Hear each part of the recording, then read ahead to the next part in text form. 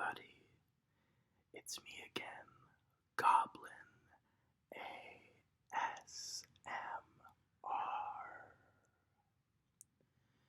Today, we're going to be doing a little bit of a light ramble about life, but mostly about what the main attraction is for tonight, which is going to be me doing a reading of the book Redwall by Brian Jacques to you guys.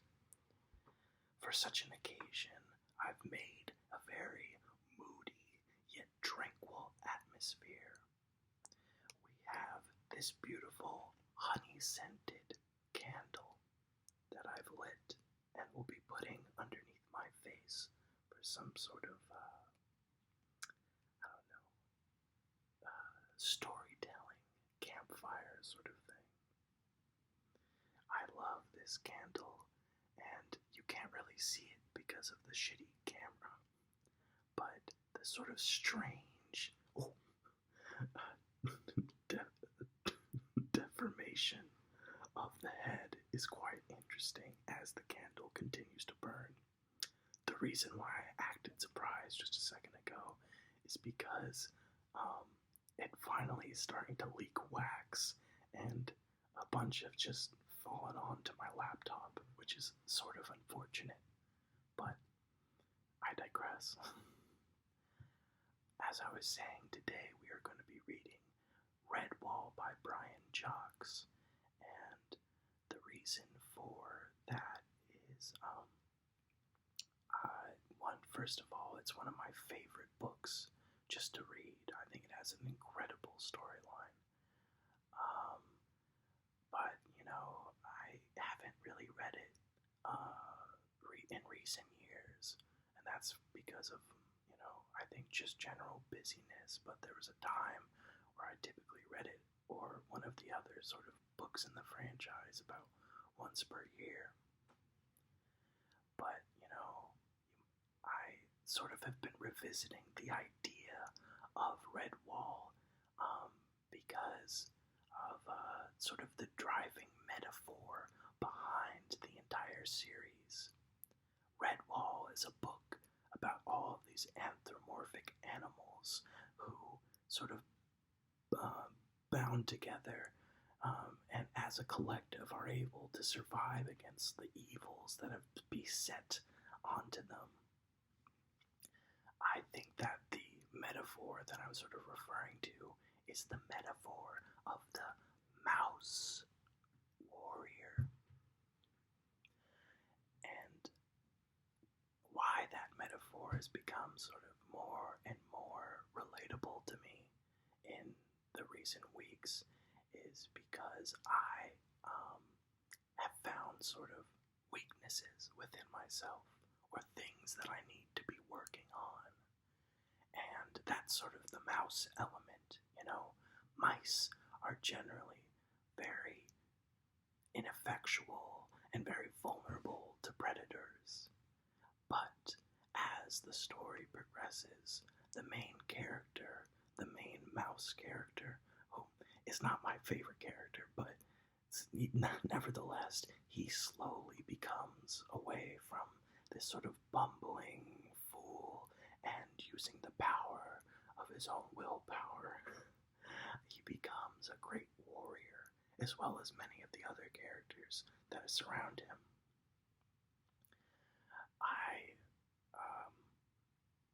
I think that this has kind of become my mantra, of living like a warrior. And what does living like a warrior exactly mean in the modern day? Well, I think that it stands in staunch contrast with how a warrior is typically imagined as being sort of chauvinistic and aggressive. I think to be a true warrior means having a certain level of discipline over yourself and able to battle against not only outside threats, but sort of your own internal things that plague you. I have not been feeling particularly strong, and I think I've been searching for a lot of strength recently. Very similar to Matthias searching for the great sword of the great hero Martin the Warrior. But I don't think I'll spoil too much more of the book before I just start reading it. One more thing that I think is really important, and why Redwall as a series has a lot of meaning to me, especially the first book, is the main antagonist, which is Clooney the Scourge. Clooney is, a typical sort of terrible children's book villain, just sort of reprehensible in most ways, but he's sort of also depicted as being very sympathetic.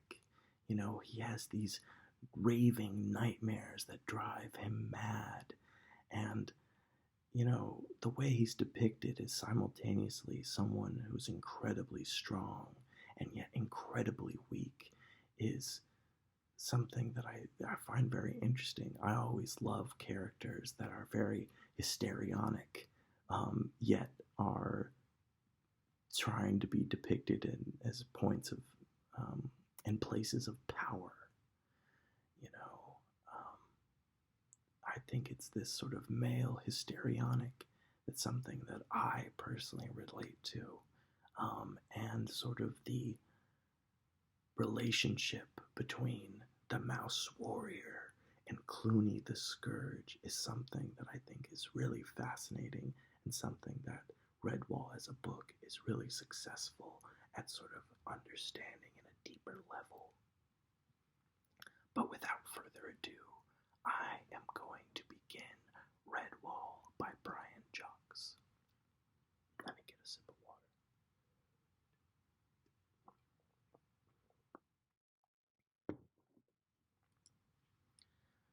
Okay, and we begin.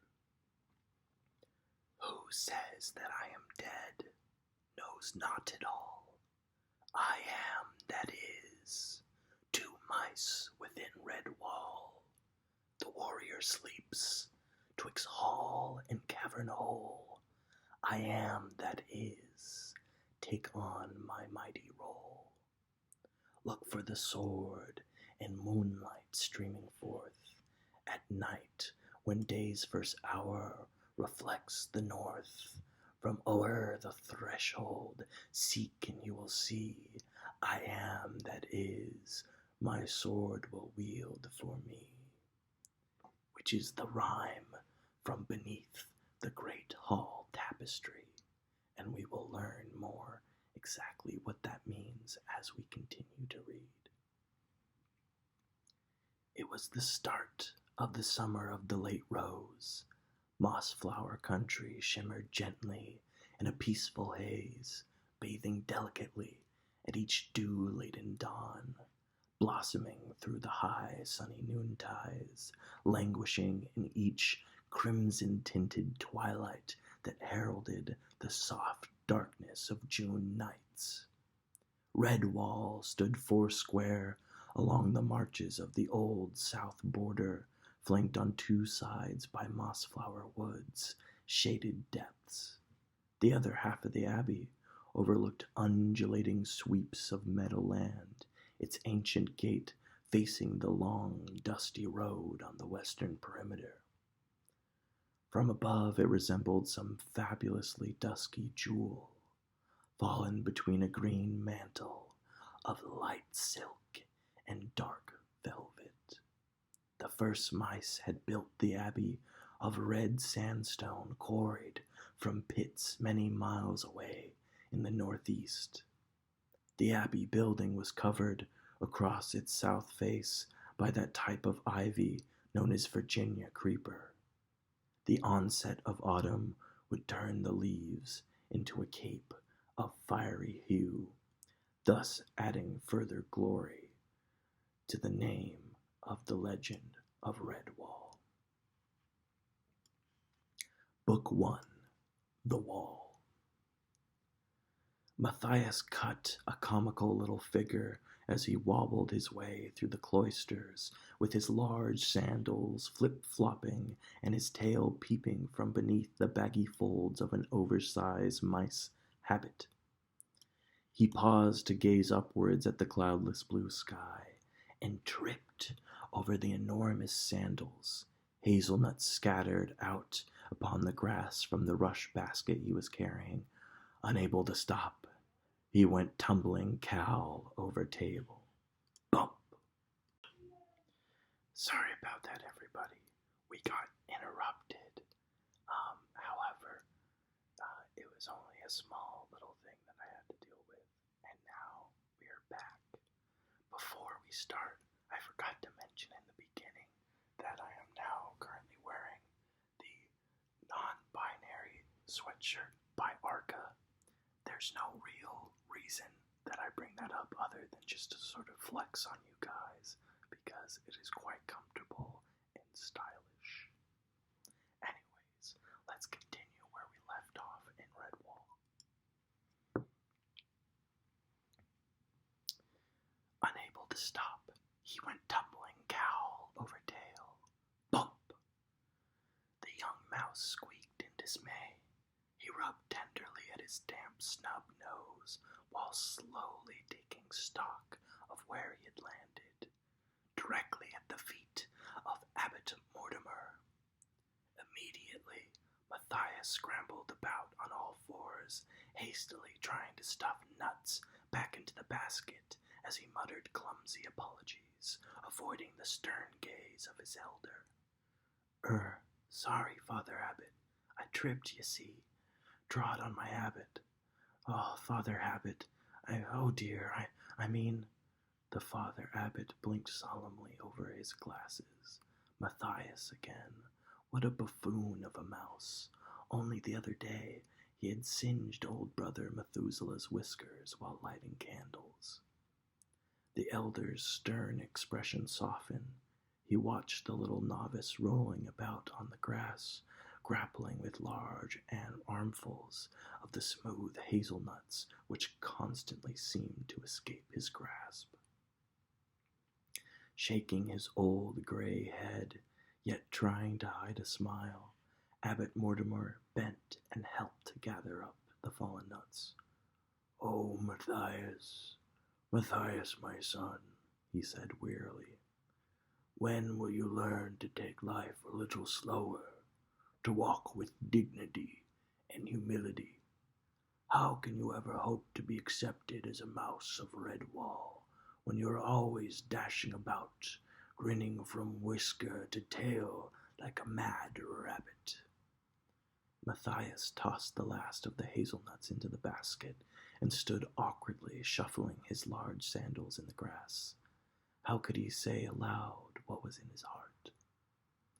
The abbot put a paw around the young mouse's shoulders, sensing his secret yearnings, for he had ruled Redwall wisely over a great number of years and gained much experience of mouse life. He smiled down at his young charge and spoke kindly to him. "Come with me, Matthias. It is time we walked together."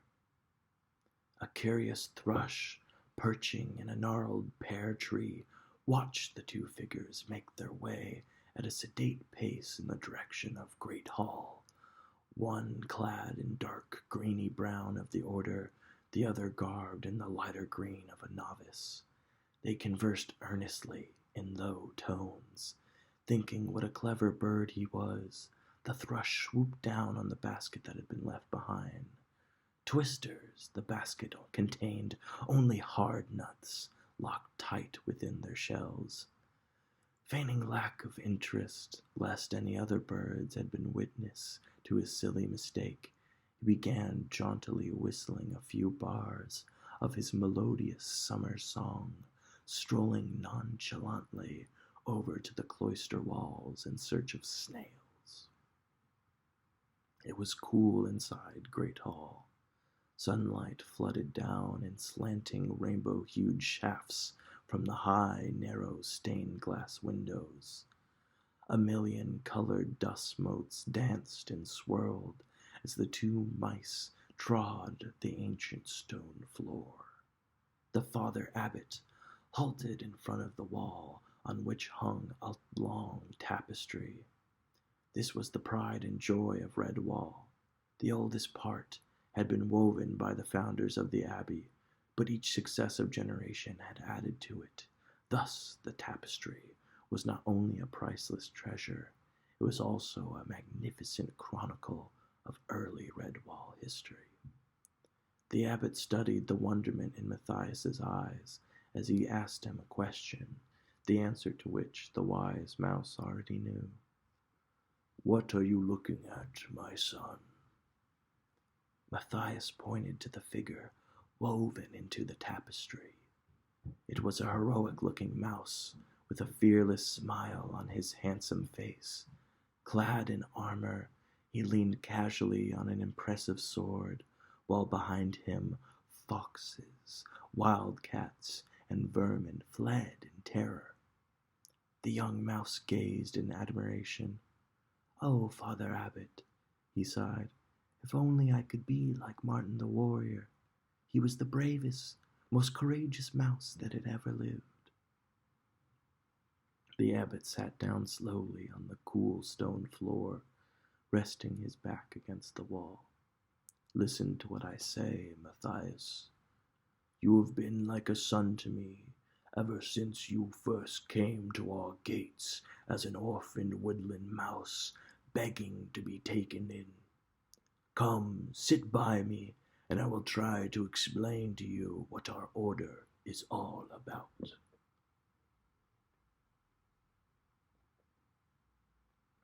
"We are mice of peace. Oh, I know that Martin was a warrior mouse, but those were wild days when strength was needed. The strength of a champion such as Martin. He arrived here in the deep winter when the founders were under attack from many foxes, vermin, and a great wildcat. So fierce a fighter was Martin that he faced the enemy single-pawed, driving them mercilessly far from Mossflower. During the rout, Martin fought a great battle against overwhelming odds. He emerged victorious after slaying the wildcat with his ancient sword, which became famous throughout the land. But in the last bloody combat, Martin was seriously wounded. He lay injured in the snow until the mice found him. They brought him back to the abbey and cared for his hurts until he regained his strength. Then something seemed to come over him. He was transformed by what could only be called a mouse miracle. Martin forsook the way of the warrior and hung up his sword. That was when our order found its true vocation. All the mice took a solemn vow never to harm another living creature unless it was an enemy that sought to harm our order by violence. They vowed to heal the sick, care for the injured, and give aid to the wretched and impoverished. So it was written, and so it has been through all the ages of mousekind since. Today we are deeply honored and highly respected society. Anywhere we go, even far beyond Mouseflower, we are treated with courtesy by all creatures. Even predators will not harm a mouse who wears the habit of our order. They know he or she is one who will heal and give aid. It is an unwritten law that Redwall mice can go anywhere, through any territory, and pass unharmed. At all times we must live up to this. It is our way, our very life." As the abbot spoke, so his voice increased in volume and solemnity. Matthias sat under his stern gaze, completely humbled. Abbot Mortimer stood and put a wrinkled old paw lightly on the small head, right between the velvety ears now drooping with shame. Once more the abbot's heart softened towards the little mouse. "Poor Matthias! Alas, for your ambitions. The day of the warrior is gone, my son. We live in peaceful times. Thank heaven, and you need only think of obeying me, your abbot, and doing as you are bidden. In time to come, when I am long gone to my rest, you will think back to this day and bless my memory, for then you will be a true member of Redwall. Come now, my young friend, cheer up. It is the summer of the late rose. There are many, many ways. There are many, many days of warm sun ahead of us. Go back and get your basket of hazelnuts. Tonight we have a great feast to celebrate, my golden jubilee as abbot. When you've taken the nuts to the kitchen, I've a special task for you. Yes, indeed, I'll need some fine fish for the table. Get your rod in line. Tell brother Alf that he is to take you fishing in the small boat. That's what young mice like doing, isn't it? Who knows, you may land a fine trout or some sticklebacks. Run along, young one. Happiness filled Matthias from tails to whiskers as he bobbed a quick bow to his superior and shuffled off. Smiling benignly, the abbot watched him go. Little rascal, he must have a word with the almoner to see if some sandals could be found that were the right fit for Matthias. Small wonder the poor mouse kept tripping up. The high... Oof. That is the end of chapter 1. We're going to read and finish chapter 2, and then we will have to end for today. Chapter 2 is where things get interesting, however.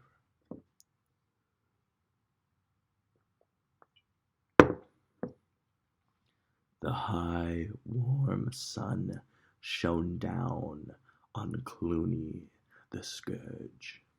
Clooney was coming.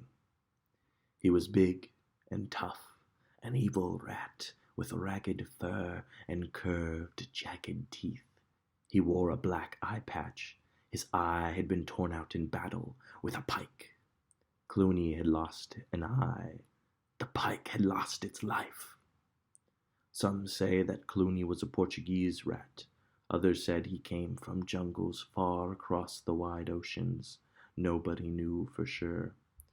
Clooney was a bilge rat, the biggest, most savage rodent that ever jumped from ship to shore. He was black, with gray and pink scars all over his huge, sleek body, from the tip of his wet nose up past his green and yellow slitted eye, across both his mean, tattered ears, down the length of his heavy, vermin-ridden back to the enormous, whip-like tail which had earned him his title, Clooney the Scourge.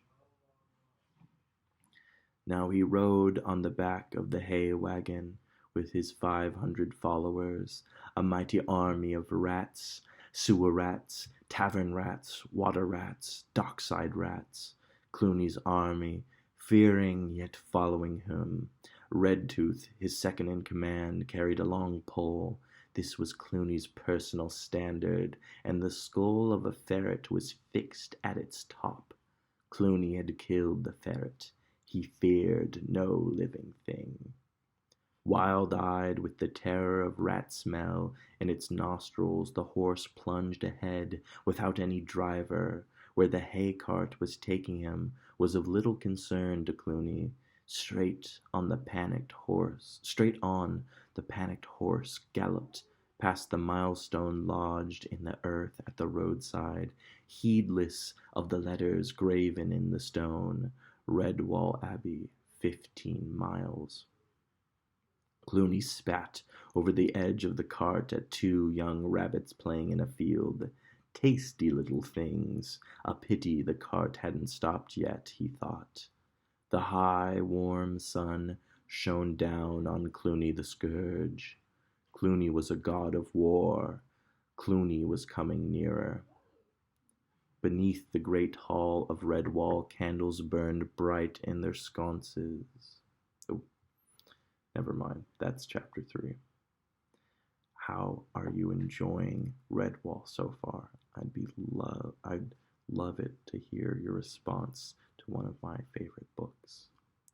And with that out of the way, dear listener, I will bid you farewell and good night.